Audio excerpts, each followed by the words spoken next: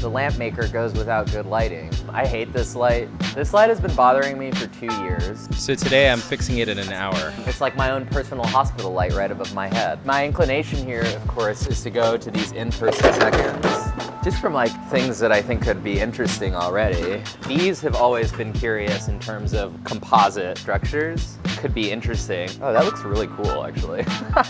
That's cool. Okay. Realistically, but something that like can kind of hold these. The other thing is simply use the surfaces that are already available here and then just reinforce them somehow. Let me think. We have these long bulbs, so they're really quite nice. So what I want to see here, we could just do 2 by 2 and just run it through the middle, and then all we're responsible for at that point is figuring out a way to join these parts. So for the sake of like, let's just get it done, super glue it, which is what I'm gonna do.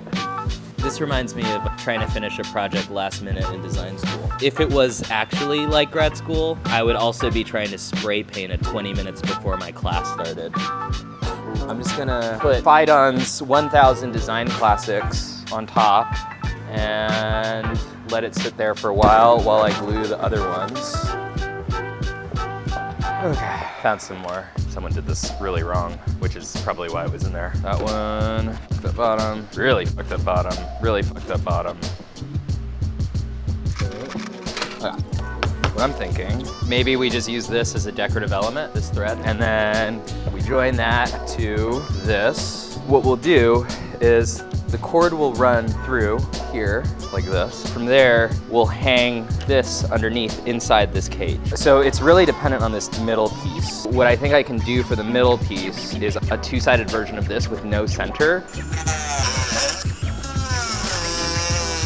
And then I'll glue the interior line to this rim and the other rim. I'm just trying to get it to lay flat.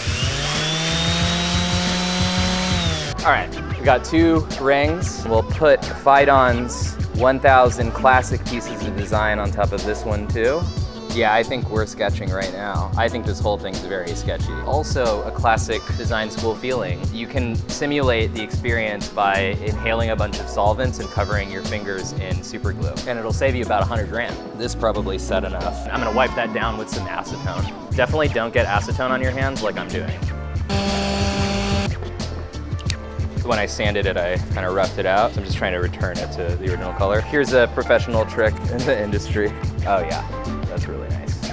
It's giving last minute work, but I think that's actually kind of what we're looking for with this one.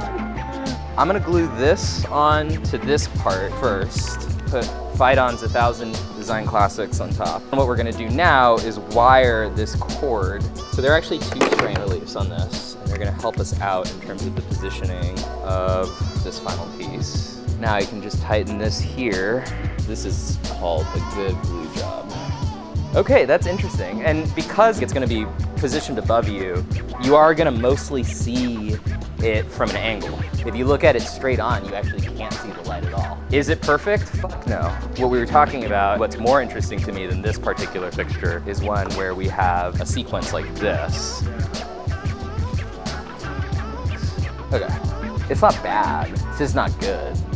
But you know, that was like an hour. It is reliant on the verticality. Like you need to be below it. But it's actually, this is a very good exercise for like bypassing my own objections to why do this or why not do this. You just have to try it. I had fun.